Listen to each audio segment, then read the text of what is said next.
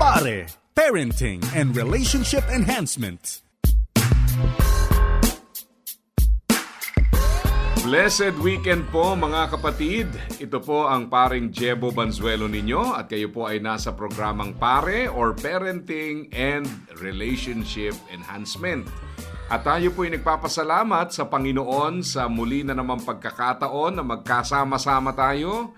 Alam nyo, kami po ay masayang-masaya na kayo po ay kasama namin sa ating pag-aaral. At kagaya po ng ating palaging sinasabi, ang pamilya po ay isang team. So, ibig sabihin po nito, kung ikaw ay tatay, napakahalaga ng pagbibigay tulong ng iyong buong sambahayan para maging mahusay ka sa iyong role. So, nangangahulugan na yung programa natin, bagamat dinisenyo para sa mga tatay, welcome po lahat. Kasama po ang mga misis, mga anak, at syempre kasama si Allison. Nandito ngayon, kasama natin. So binabati rin natin. Paring Allison, isang mapagpalang weekend sa iyo at welcome sa ating programa. Isang mapagpalang araw po sa bawat isa. Isang pagkakataon na naman po na kami sa Pare ay makapaglingkod po sa bawat isa. Nais ko lamang paring Jebo, pasalamatan ang Jamsi Las Piñas. Nagkaroon tayo ng pagkakataon na magkaroon ng pagsasanay nung katapusan nung Enero. Salamat kina Pastor Marvin Lachica at sa kanyang may bahay na si Cristel Lachica, asawa niya. Maraming salamat po sa inyo. Okay. At tayo po nagpapasalamat din. Inaalala natin yung mga na-train natin last month sa Philadelphia Crisis Centered Fellowship. Kami po ni paring Allison ay naghati sa load para mag-train doon at meron din akong ongoing training kasama naman yung isa pong trainer pa sa Jubilee naman, Jubilee Evangelical Church, at maraming salamat. If you want to be a partner ng The World Needs a Father na kung saan galing itong ating mga pinag-aaralan, pwede niyo pong puntahan ang The World Needs a Father Facebook page, or you can reach out to us, mag-message po kayo sa aming individual Facebook accounts at kami po naman ay magbibigay din ng katugunan sa inyo. Yan. So dahil itong ating parenting ay tinitingnan natin as a journey, So it's not a destination. Yun palang statement na yon is already very powerful. Kasi pag tiningnan mo ang parenting as a destination, parang marriage, no? Ang tingin ng iba, destination, kaya ang daming frustration Para bang, ito na ba yun? Ganito na ba yun? Akala ko pag nakapag-asawa ako, okay na, madali na, masaya na. Dahil yung karamihan po ay matagal nang nangangarap mag-asawa, malungkot sila nung single sila. So they are expecting, when I get to this destination, which is marriage, akala nila it will be different. Pero yun nga, kailangan tandaan nyo po, kung dala-dala mo yung loneliness with you, there's nothing magical about marriage that will change that. Yeah. Ngayon, kaya ko sinasabi to kasi kung kayo naman ay married, patungo naman sa parenting, it's another chapter of that journey. Kailangan maintindihan din natin na may baon din tayo sa marriage na dadali naman natin sa parenting. So, kung papaanong yung mga baon-baon nyo nung single kayo affects your marriage. To the point na sabi nga ng author ng The World Needs a Father, most of the problems that we have in marriage are problems that we bring into the marriage. So ganun din, yung mga problems na meron tayo as a married couple, ay babaunin din natin later on pagdating sa pagkakaroon ng pamilya. Let me just cite a few good examples. Yung isa, halimbawa, pag yung husband and wife ay walang alignment ng values, walang clarity pagdating sa ano ba yung purpose, yung problema na yan, mamamagnify pag meron na kayong anak. Bakit nasabi ko na magnify? Kasi ang reality po, yung struggle na yon lalong makikita sa pagpapamilya kasi eto na, meron ng bagong member ng family na kung saan minsan magpapaalam sa tatay, papaalam sa nanay. Hindi ko alam, parang Allison, naranasan mo na ba yung anak mo nagpaalam sa'yo pero hindi ka papayag, kay Mrs. pinayagan? O baliktad? Nangyari ba yan? Sa amin kasi, ang kagandahan lang ay mas malinaw sa amin yon ni Alet, ang aking may bahay, patungkol sa pagmamagulang, ay kapag nagsabi na ako ng hindi na rin siya. Okay. Oo. So, same Same yun, same no? stand. O kaya kami naman ni Mrs. at sa parents ko, nakita ko rin to, tatanungin muna yung ano ba yung tingin ng isa, Yeah. kung, lalo na kung bago yung pagdedesisyonan or may mga times na mag-uusap muna kami. Yan. Kasi yun nga, in the absence of clear values and purpose statement, Yeah. no? Ang nangyayari, yung journey lalo nagiging mahirap eh. Kaya paminsan, hindi natin alam anong desisyon ang gagawin. No? Kami, we always make decisions based dun sa mga values. So, it makes things easier dahil una, nagkasundo naman kayo sa values na yon. So, hindi ito yung tipong ginigipit lang kita, kaya ayoko, o kaya mali lang ang timing mo ng paghingi ng permiso, kaya hindi ako papayag, kundi nagiging maliwanag sa mga anak that the decisions that we make are based on values. Yes. That we agreed on. Yun ang importante ron. So, isa lang yan. Ano pa? Well, dadagdag pa natin yung reality na bukod dyan, syempre, yun nga, pag hindi klaro yung mga values natin, minsan, nami-misinterpret. Bakit ganun yung desisyon? Bakit ito pinayagan? Bakit ito hindi? Kaya minsan, di ba, parang may lumalabas na merong anak na paborito siguro yan, kaya laging pinapayagan. Meron naman talaga nangyayaring ganun eh.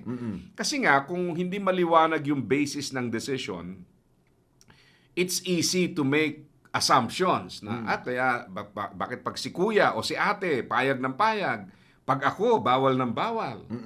Kung maliwanag yung values, baka kaya napapayagan si kuya o si ate dahil yung kanilang mga hinihingi ng permission ay aligned sa values. So obviously, klaro sa'yo. Baka naman kaya hindi ka pinapayagan dahil yung mga request mo naman o pinagpapaalam is not aligned with the values. Yes. So talagang ibig sabihin, hindi naman sa kinakawawa ka. But again, babalik tayo dun sa values. Walang personalan ito. Hindi dahil hindi ka paborito, hindi dahil sa hindi ka mahal o kaya hindi ka pinagbibigyan. Kaya lang, merong basihan eh. Kaya ho, tingnan nyo pag wala kayong yung values talaga na set o clear purpose, talagang pagdating sa decision making, ganun na nga. Merong anak na parang laging napapayagan, merong anak na hindi napapayagan. So in the end, it creates more problems dahil ang ayaw natin mangyari, merong anak na feeling niya left out siya o kaya bakit laging hindi ang sinasagot, yung isa laging oo. So, hindi naman dahil sa ikaw ang humiling, kaya nahindian, kundi dahil hindi nag-align sa values. Tama. So, ito kaya natin sinasabi to dahil if you remember, sa pag-uusap po natin last time, we want to have that journey from fear to love, no? Yung journey from fear to love. At gusto nating makita na yung pong fear-based na parenting na resulta po ng insecurities or maybe you want to establish control. Sabi nga natin, it is sometimes effective. Sa society, effective to eh. Kasi tinatakot yung mga tao paminsan, ano? Kaya may nanghuhuli, may penalty. Naalala ko dun sa isang bansa na aking napuntahan, ang tawag nila, hindi lang bansa, kundi syudad. The City of Fines, no? Sa halip na ano pa yung it's about something, Hindi it's naman about sa Baguio fines. yan, no? Sa Baguio. Huwag ka maingay. Pero ang bottom line, pag maraming mga babayaran, penalty, para bang ang tao mas masunurin. Okay. Di ba? Kaya lang, yun nga, again, kung palaging penalty based, no? Bawal to, huli ka, sita rito. Sa isang banda, napapasunod mo talaga. Yes, Na kaya talaga namang minsan effective eh. Kaya nga lang sabi natin, when it comes to parenting, it may be effective, but it's negative.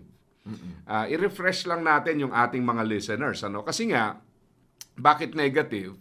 Dahil pag fear ang ginamit po natin to ensure na yung mga pamilya natin susunod, nagki-create ng gap eh. Yes. Di ba? Tension, negative emotions at home, yung ating emotional atmosphere, which is very important. Kaya paminsan po, yung stress sa loob ng bahay, mas matindi pa sa stress na pinanggalingan mo. Kaya may mga bata na ayaw munang umuwi ng maaga just to avoid the stress at home.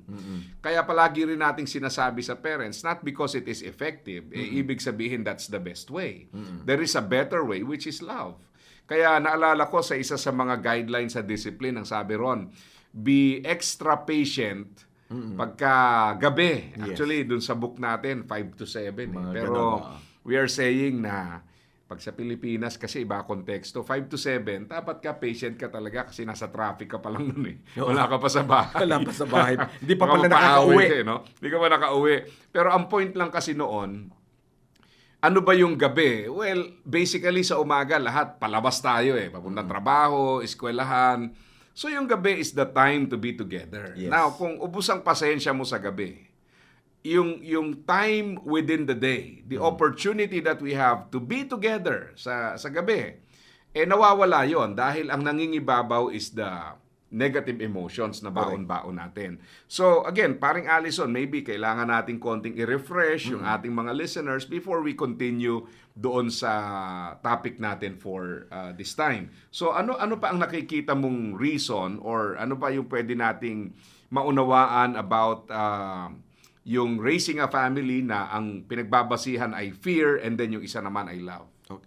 Siguro umpisa na natin na doon sa fear-based parenting, ayaw natin ng toxic environment within the home. Yeah. Sapagkat ang ginagawa ng fear-based parenting ay una, nabanggit na kanina, nandun yung tension, nandun yung nagkikreate ng gap, at nagkikreate to ng distance. Imbes na lumalapit o napapalapit ka sa yung anak and vice versa, ay instead, lumalayo sila. Iniiwasan ka. Kaya just imagine yung ganong klaseng pakiramdam, paring Jebo, na hindi lang malapit ang anak mo sa'yo, kundi iniiwasan ka sapagkat takot na takot sa'yo.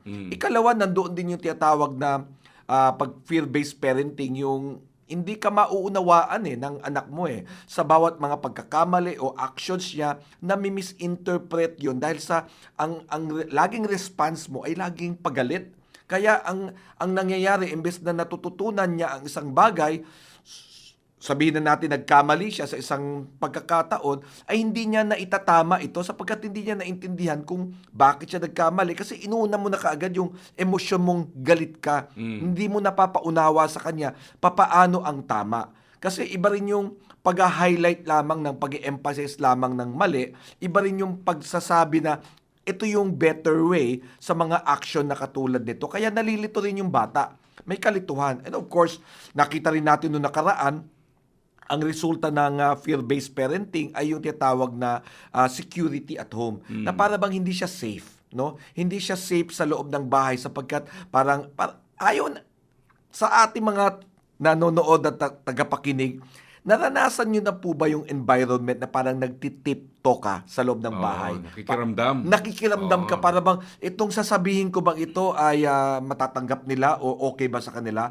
Itong action ko bang ito ay okay ba sa kanila? Napakahirap ng ganong klaseng pakiramdam. Kaya after all, pagkatapos natin sabihin ang lahat ng ito, ay nais po naming isubscribe sa inyo katulad ng amin pong sinabi last time, nais po naming i-promote po sa inyo yung love-based parenting naman, na kung saan ito ay nagpo-foster ng better and deeper relationship at home. Mas magandang communication, paring Jebo. Yan, napakaganda nun. Kasi nga, minsan, alam naman natin communication is important. Pero again, ano yung susi para magkaroon ng communication? Kasi ang communication po, it's not just about an exchange of words.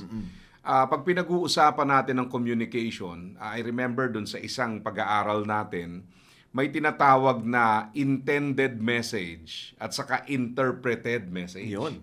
So, kung ano yung gusto mong sabihin at iparating, ay pwedeng ma-misinterpret because of the emotions. Halimbawa, meron kang sinabi pero dahil ang prevailing emotion is negative, yung tanggap o yung interpretation sa message, it may not be seen as something sincere o kaya hindi siya nakikita as something na dapat seryosohin kasi yung emotions na nagpe-prevail may be negative. Kaya halimbawa, kunwari mainit ang ulo ko, tanungin kita, anak, kumusta ka na? Pero alam mo, mainit ang ulo ko.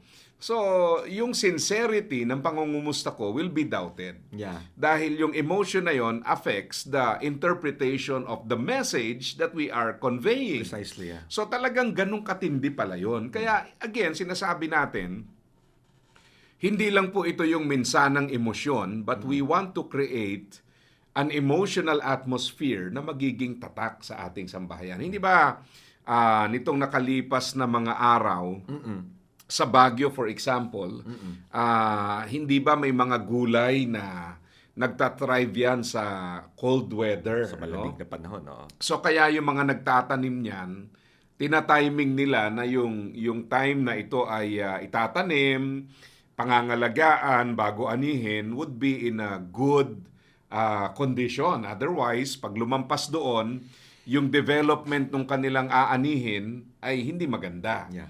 Kasi inabutan nung transition eh.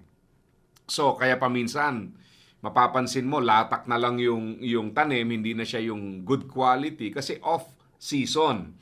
So sa pagpapalaki sa anak, napakahalaga din nung emotional environment na yon kasi yun ang, kumbaga sa lupa at saka sa klima, yun ang magdedetermina ng best climate, no, best soil para dun sa season ng ating pagtatanim sa kanilang buhay. Kaya again, kung babalikan natin tong ating pinag-uusapan about that journey, keep in mind na better po talaga yung love-based parenting rather than fear-based. Yes. Fear-based may be effective, yes, on some occasions, but it is negative. May mga nakikreate siyang mga challenges. Whereas yung love-based, kailangan nating makita that it develops yung security, no? Yeah. Na kailangan ng mga bata. Ano ba yung security na yon? Kasi ano rin to eh. In a way, puhunan din to eh. Pagka nalikha mo na yung love-based parenting and relationship at home, yun yung tahanan na ang sarap uwian. Yeah. No? Yung ba pag nagkasama kayo, masaya kayo. Hindi yung tipong mas masaya kayo pag magkakalayo kayo. Hindi ba? Paminsan malungkot pero may mga dysfunctional families that they are better when they are apart rather than when they are together. Yeah. So gusto nating makita rito na let's create that environment of security. Yes. So talagang ibig sabihin nito, kung pipick up pa tayo dun sa topic natin last week at discussion natin, ibig sabihin, yes, darating ang conflict, but how do we deal with conflicts? Yes, darating yung mga seasons ng mga transitions where the relationship will become more and more demanding, pero how do we deal with these things? Yan. Diyan papasok yan eh. Kaya, napaka-importante po na makita natin na itong seeds of love na tinatanim natin sa araw-araw, it's basically an investment na kung saan aani rin tayo mula dito later on. Pero pag fear-based, naalala ko yung isang author, si Andy Stanley, no? Bagamat marami siyang mga tinatalakay, mostly on leadership, but he also talks about parenting. Yeah. At isa sa sinabi niya sa parenting, merong iba't ibang klase ng anak. May mga anak pala na nagmamadaling tumanda para madali na silang makalaya sa bahay because they cannot take it anymore. Hindi na nila matiis yung bahay eh. So ang gusto nila magmadali na lumaki na ako para makalaya na ako. May mga anak naman na yung tahanan ay parang pugad na malaya na sila, they can fly on their own, but they keep coming back because they miss the company, they miss the relationship, and every time na gusto nila yung feeling of security, they would go back doon sa tahanan. Yun ang gusto nating malikha, na yung tahanan would be a place na kung saan tayo po ay may pahinga, tayo po ay payapa, panatag, no? Ako nga sinasabi ko sa parents namin, meron kaming paboritong sofa. No, na pag nandun kami, kahit ngayon sa ganitong edad, yung sofa na yon, pag nahiga ka doon, kumbaga yung katawan mo nakahubog na doon eh.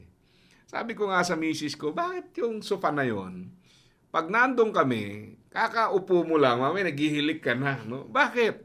Kasi nga, humubog na yung katawan mo doon, paglapat pa lang ng likod mo, higa na. Now, of course, hindi lang naman yung sofa yung inuuwian. Ang pinag-uusapan doon is the prevailing relationship. you are at peace dun sa relationship na yon. You don't feel stressed. Yes. Kaya pag nandun ka, you feel rested, di ba? And tayo rin, sa journey natin as parents, we are creating a home na gusto natin na merong feeling of security no, doon sa tahanang iyon. And then, isa pa, siguro, mahalaga ding bigyan ng linaw na underneath doon sa ambience of excellence, may mga distractions na pwedeng makaapekto sa mga anak. Maybe you want to expound on this. No? Ano yung mga bagay na umaapekto doon? Magandang banggitin ito sapagkat I think wala siguro exempted pagdating sa bagay nito. Ano yung tinutukoy natin, paring Jebo?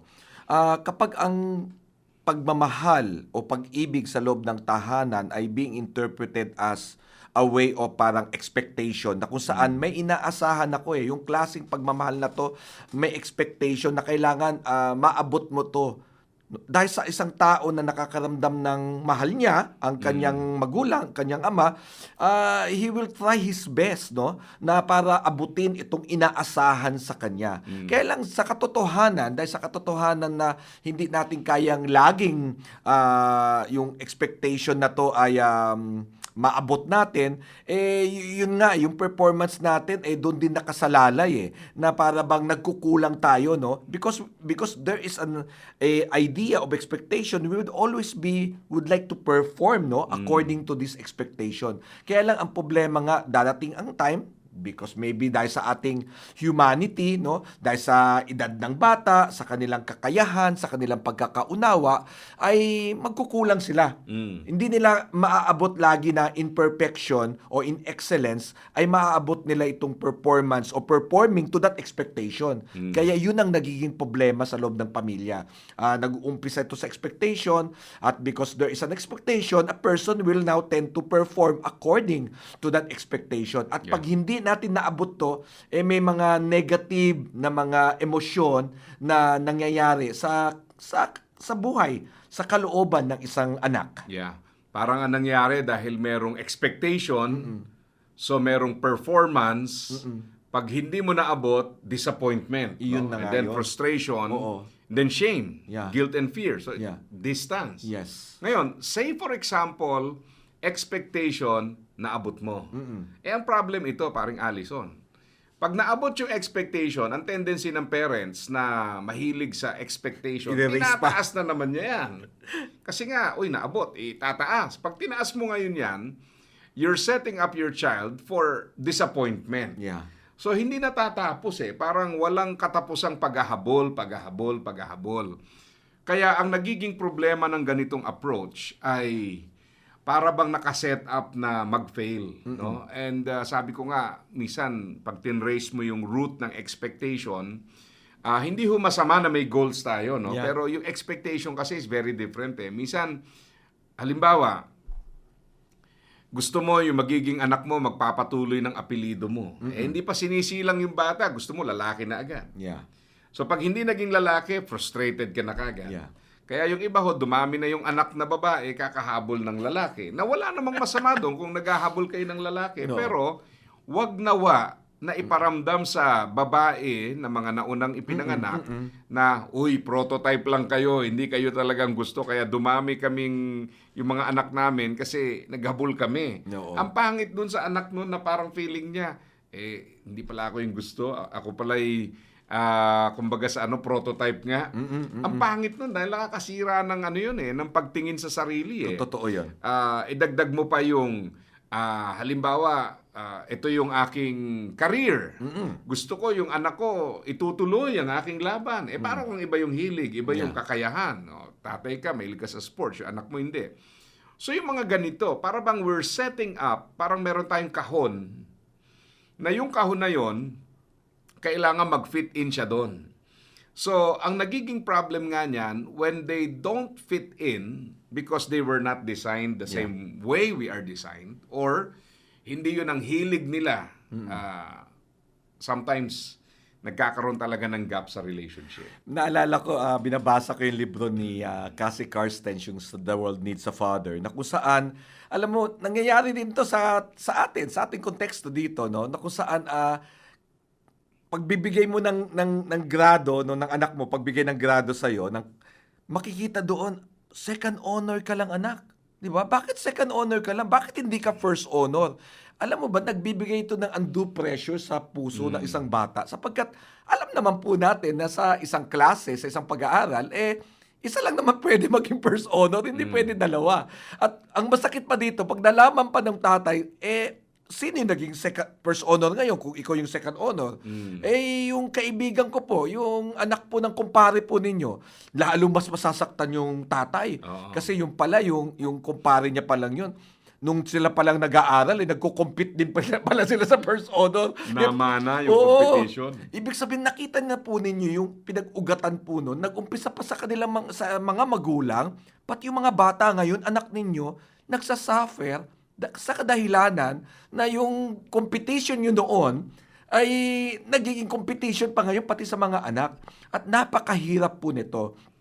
Kaya nga siguro marahil pa rin, Jebo, sa mga ibang eskwelahan, parang wala na yata yung mga nililist-list na mga gano'n. Sapagkat, school na gano'n. Oo, no? Kasi nakakasakit din ito, lalo na siguro sa mga parents na gustong ipagmayabang ang kanilang anak, pinopost sa social media, at wala naman pong masamang bagay tungkol doon. Ngunit lang kuminsan, paano na lang kung ang ikalawang anak mo, wala ka maipost sa kanya, di ba? Para bang lantad na lantad yung una, pero yung pangalawa, para bang nakakapag-create po ito. Kaya, siguro ang pwede po namin mabanggit ay pag-ingatan po natin. Yeah. Maging maingat lamang po tayo sa mga pagpo-post natin.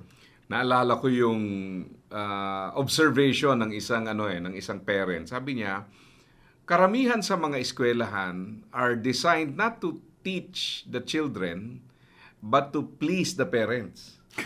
Ang bigat na statement, ano? Bakit? Kasi ang sabi niya, pangit masabihin to, no? Pero may anggulo kasi ng negosyo eh. Kailangan kumita yung eskwelahan para magtuloy. Ngayon, ang problem dito, kung yung parents ay hindi satisfied, sila yung nagbabayad, nagdedesisyon, they can pull out the children and send them somewhere else. Yeah. So sa isang banda, may katotohanan yung sinasabi niya, pangit man ang dating at hindi man lahat ng eskwelahan ay ganon, pero merong hint ng katotohanan ito kasi totoo nga naman na minsan sa takot mo na yung parents ay hindi masiyahan. So sometimes yung pressure na pupunta sa mga bata, perform, para yung parents ay happy and then the school is happy. Yeah. So hindi po lahat hindi lahat ganyan, but I think it's a fair observation. Ngayon, yun nga, ang problem dito, yung competition na yun creates a lot of tension. That's right. Ang problema, hindi nga natatapos yun eh. Kung sa ngayon, yung competition ay sa context ng pag-aaral, pag nakagraduate na yan, pero yung parents meron pa rin ganung expectation, sa context ng work, dapat mas magaling ka kaysa dun sa dati mong kaklase, sa kapitbahay, sa pinsan mo, ganyan. So again, yung stress. So ang tingin ng bata sa parents ay source and cause ng stress rather than as refuge from stress. So I remember asking si Pastor Cassie Carstens, ito rin yung madalas tinatanong, so kung hindi expectation, ano ipapalit? Sabi niya, intention. Ano naman ang intention? Expectation kasi may sinet kang parang ito yung dapat. Again, as we said, no, we have to clarify this. Hindi po pag sinabing masama o hindi maganda yung expectation, hindi po tinutukoy doon na wala na tayong goal. Hindi naman ganoon eh. Ang sinasabi lang, yung intention, how can I help my child to become who God wants him or her to be? Para maabot niya yung full potential. Yung expectation kasi, parang sinet mo muna yung kahon, anak, mag-fit in ka sa kahon. Whereas yung intention, para kang nag-aalaga ng halaman, ako mahilig ako mag-alaga ng halaman, hindi ko alam kung paano mamumunga to o magbubulaklak ito. It can grow in a different direction, but my purpose is to just keep on nurturing the plant para kung ano yung design niya, mamulaklak siya sa ganitong paraan, kumapit siya sa ganitong paraan, mag-grow siya sa ganitong paraan. It does not matter. Ang importante doon is alagaan ko siya para makita ko yung beauty niya later on. At alam mo, halimbawa, may 5 halaman ka dyan, you nurture them in a particular way, they grow differently. But later on, you see beauty in their uniqueness. Yes. So, hindi katulad nung expectation na parang may kahon na eh. Pag hindi ka ganito, reject ka. Pag hindi ganito, hindi okay. Pag hindi ganito, hindi tatanggapin. So, it creates a gap sa parents, sa kanilang mga anak. Kaya talagang challenge ito, no? Na hindi po natin sinasacrifice yung standard when we say na hindi dapat expectations-based. Ang ibig lang natin sabihin, wag muna tayo magkahon. Na para bang nandun na kagad yung kahon, dapat ganito ka. Kaya tuloy, the moment na mag-deviate doon o kaya the moment na hindi mag-fit in doon, nakaabang na yung frustration natin eh, di ba? Parang ito lang ang only way para tanggapin kita. So, hindi po ibig sabihin niya na wala tayong mga norms or pamantayan. Ang sinasabi lang natin, may mga values na dapat nating i-uphold. Pero hindi natin pwedeng ikahon eh. Kasi talagang lalago sila in a very different way because God designed them differently from us. So we acknowledge yung kanilang uniqueness, but we also acknowledge the importance of values. Kaya dito sa ating mga lessons in the past, ngayon, and even in the future, we always talk about values. Kasi ito yung guardrails natin na hindi naman sinabing hindi nakakahon, nangangahulugan na anything goes, di ba? Kung ano na lang yung gusto nila. Hindi po. Kailangan nating makita na may mga guidelines that will protect them, but at the same time, we're trying to avoid yung kahon na magki-create ng frustration later on. Ang binabanggit mo, parang Jebo, tamang-tama, kasi yung may isang eksena na kung saan nakasama ako sa isang breakfast prayer meeting ng isang simbahan na kung saan ay after the talk ay napunta sa akin ang dalawang young people, ang dalawang estudyante, at tinanong ko isa-isa sa kanila kung ano ang kanilang kurso, what can I pray for them. Yung isa, mabilis lang siya magbigay ng kanyang course, kung anong year na siya. Yung pangalawang tinanong ko, hindi siya nakasagot kung anong kurso niya. Ang nabanggit ko lang sa kanya, you don't like your course, don't you? Tapos bigla na lang siya napaiyak. Sabi ko, wow, awkward moments, no? Parang, naku, Alison, pinaiyak mo yung bata. Alam mo yung gano'n. So, nag-pray na lang kami, nagpatuloy na lang kami, nag-pray kami. During the breakfast time, dumapit sa akin ang batang ito at sabi niya, Pastor, totoo po yun, hindi ko po gusto ang kurso ko. Sabi ko, ano bang kurso mo ngayon? Sabi niya, management. Sabi ko, ano bang gusto mong kurso? Sabi niya, architect. Bakit management kinukuha mo? Kasi may negosyo po kami. At gusto ng tatay ko, ako magpatuloy sa negosyo. Ang gusto niya maging architect eh. Yun yung parang Jebong binabanggit mo na kinakahon mo yung bata. Hindi natin nare-recognize na ang Diyos ay may sarili din pagtawag sa anak mo. No? Kung sa'yo may pagtawag bilang negosyante, sa kanya meron din. Kaya napakahirap nito kapag hindi natin naunawaan ang bagay na ito. We can just simply impose what we miss or what we have achieved in life at gusto natin i-replicate sa buhay ng ating anak. And either way, nakakasakit to sa damdamin nila. Sa isang banda, no, valid din naman na i-consider kasi halimbawa kung family business nyo, it has been there for the longest time. So valid din naman na bigyan natin sila ng idea na maybe you can, in a way, participate sa family business. Pero wag naman yung point na nasacrifice na yung kanyang personal na mga preferences. Kasi nasa paglalatag din eh, di ba? Na, actually, ngayon nga, sa panahon natin ngayon, ang totoo, paring Alison, may kausap akong isang business owner, no? Sabi niya, bakit ganun, Pastor? Mga tao ngayon, bilis-bilis mag-si-alisan sa trabaho, lilipat dito. Sabi ko, alam mo kung bakit? Kasi ngayon, ang tanong na, hindi na kung anong kurso. Ang tanong lang naman ngayon, college graduate ka ba? So, wala na yung specifics ng ano man ang specialization mo. So, kung saan may opening at mas maganda, lipatan nga naman doon. Ngayon, kaya ko po sinasabi yan dahil hindi naman nangangahulugan na pag kinuha ay halimbawa architecture, ibig sabihin hindi na siya fit and qualified for other work, no? Pwede pa rin mag-multitask hindi naman nangangahulugan na dahil ito yung kurso mo, forsake mo na itong family business Pwede kasi na ngayon, pwede na magsabayan may mga kilala naman ako that ang ginagawa nila, they actually hired yung mga qualified for that, pero still, yung mga anak na may kanya-kanyang career, they still manage the business, but under the guidance of employees who are better trained for that specific business.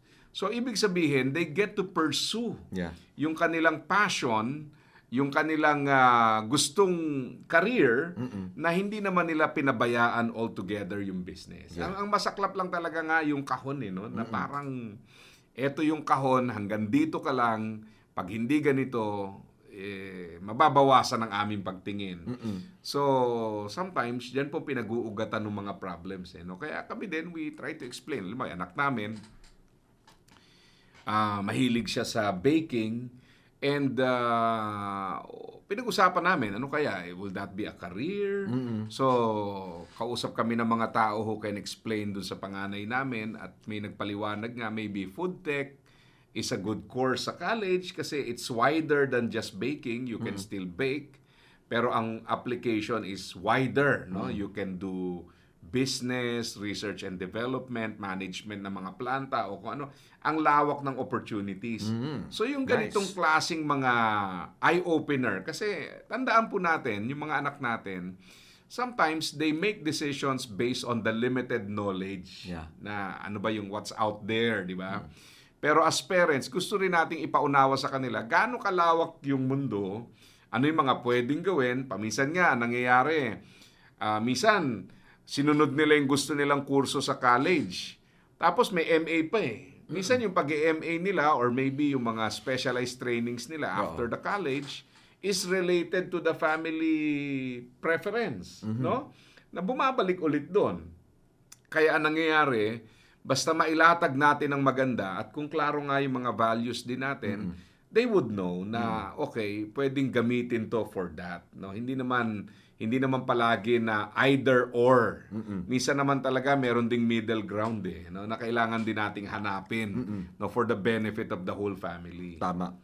Kaya yun nga, challenge po talaga napakalaki. Ang ayaw natin mangyari po is by forcing something na hindi naman dapat maging ika nga parang kahon sa ating mga anak. Of course, natural yan. In society may mga kahon kasi may mga values na dapat i-uphold Pero hindi ibig sabihin lahat na lang nandun sa kahon na yon.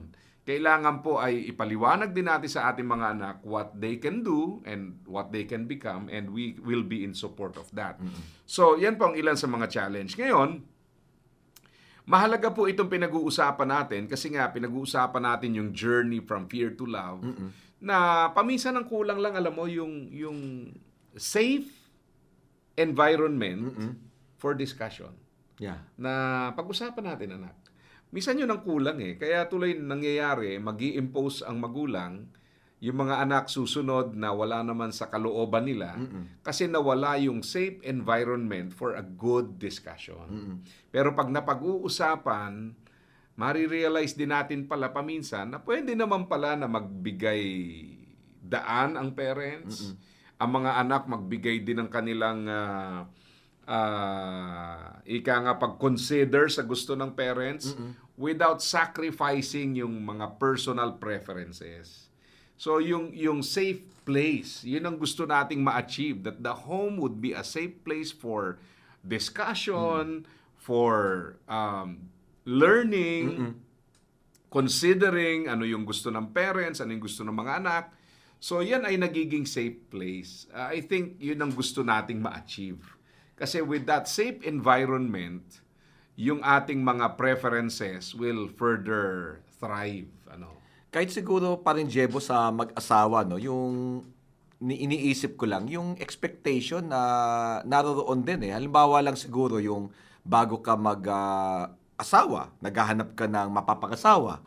Di ba may mga expectation ka doon Kailangan na ganitong height niya, masarap siyang kausap, ganyan, magaling magluto. Kailangan ganito. Kung makahanap, parang ang gwapo mo, no? Dami mong hinahanap.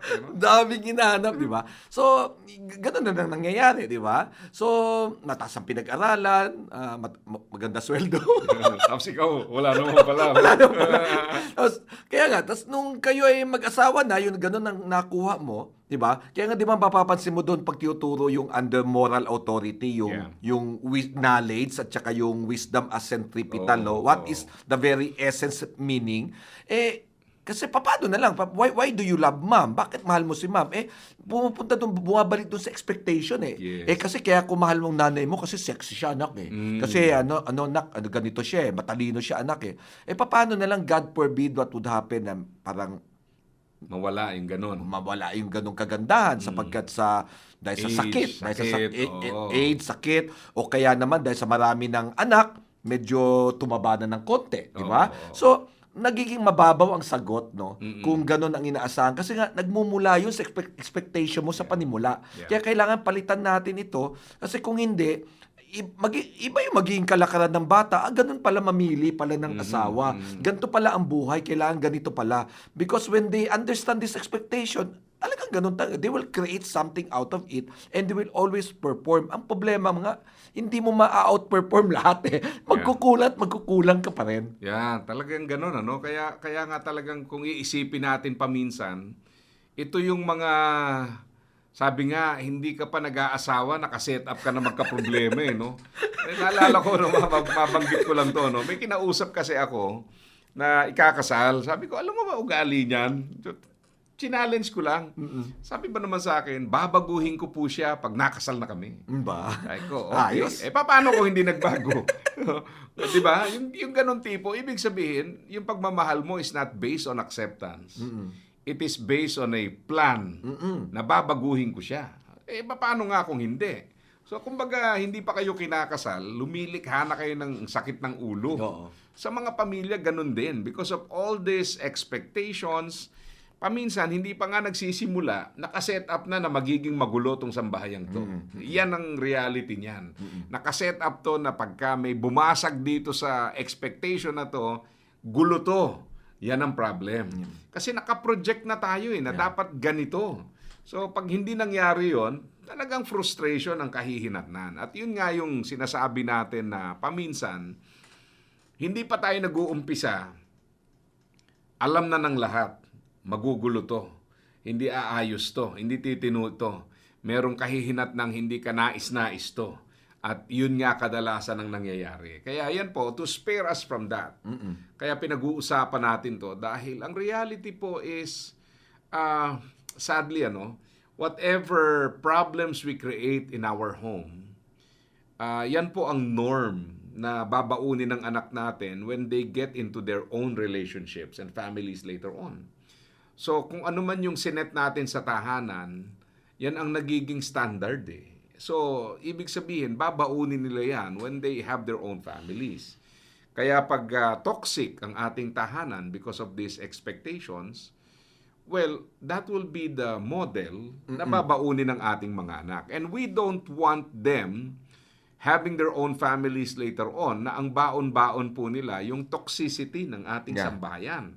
Kaya talagang kailangan, ngayon pa lang pag-isipan na natin meron nga nagsabi na isang marriage counselor, I remember, sabi niya, alam mo, minsan ang mali sa mga humihingi ng payo sa amin, yung tinatawag na, maybe ginagawa mo rin to sa mga pamisan, yung mga premarital counseling. Yes. Sabi niya, minsan hihingi ng advice nakaset na silang ikasal.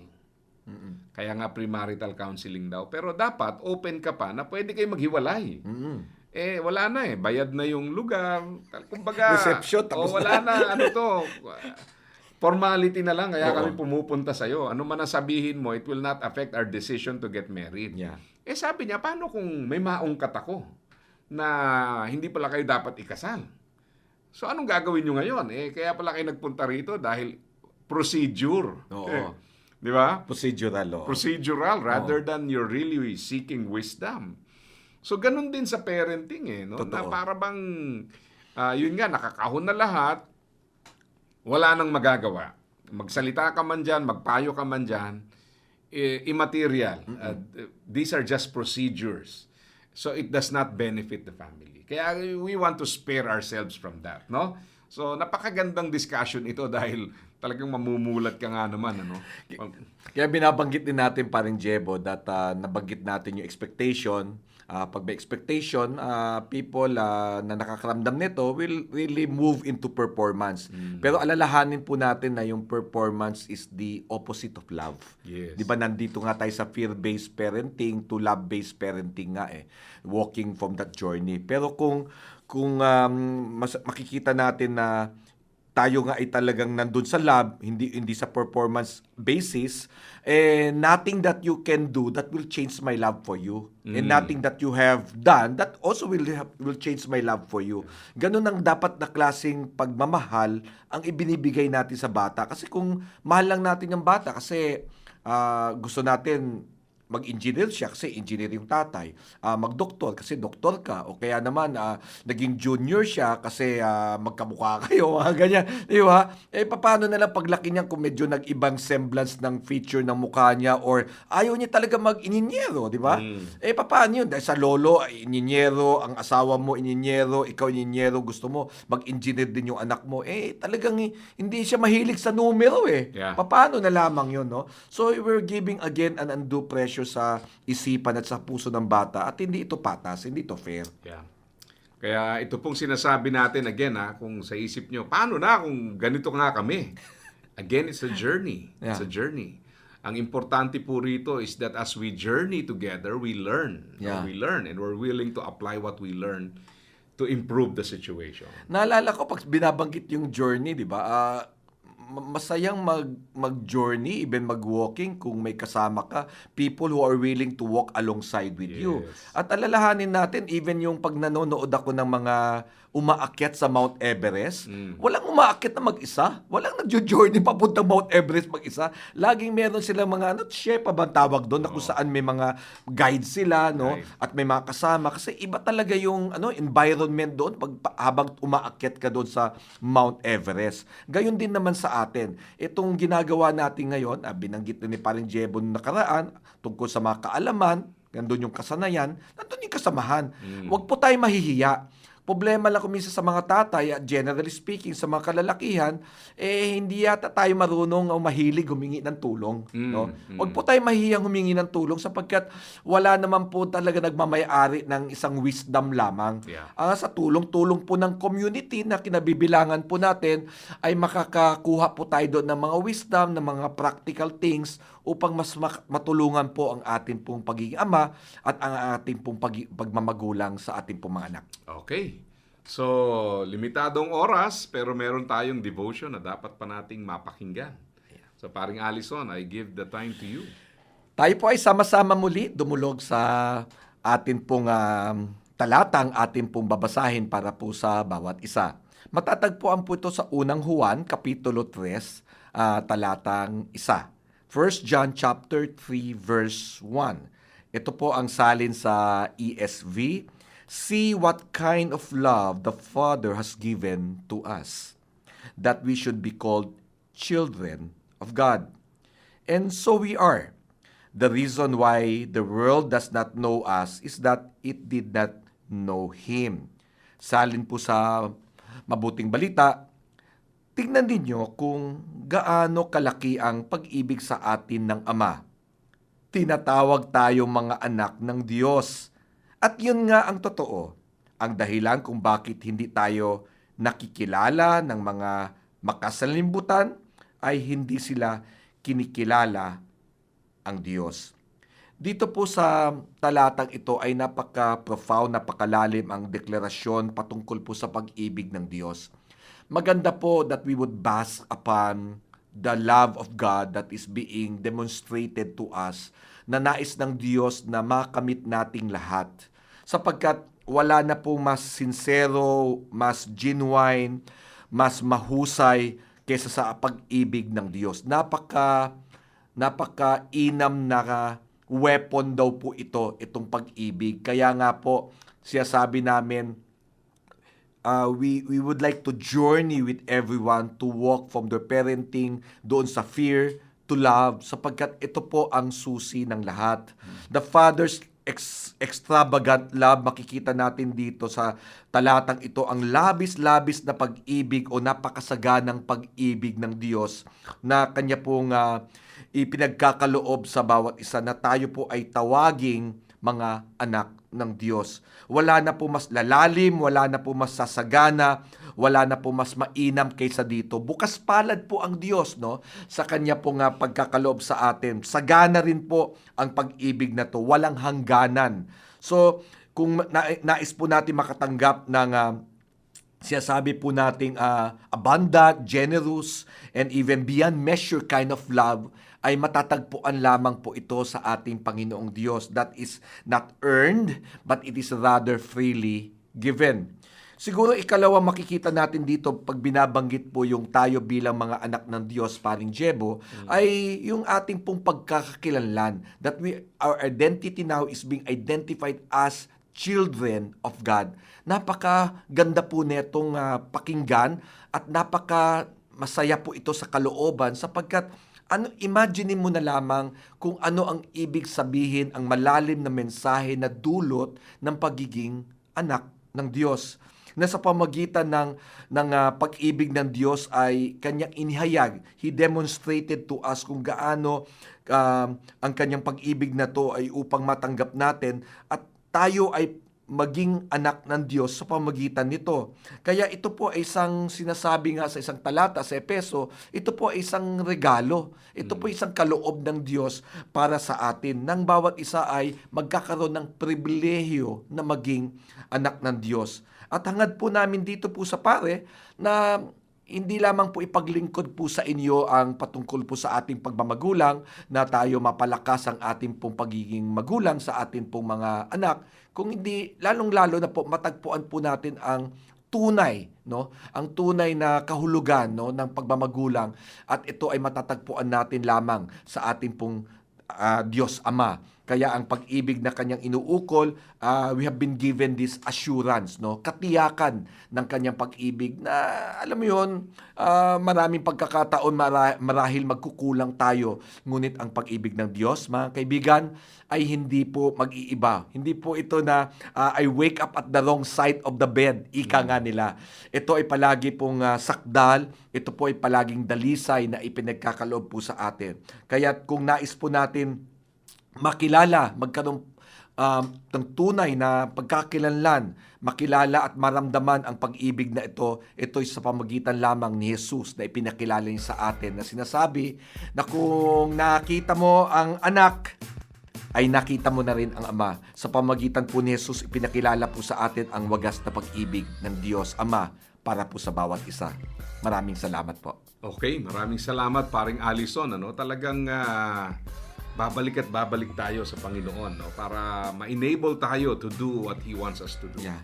Maging sa ating sambahayan. Kaya kung kayo po ay nawawalan ng pag-asa, well, nawa po ang kawalan ng pag-asa na iyan ay magtulak sa atin na kilalanin ng Panginoon sa ating buhay. The source of hope.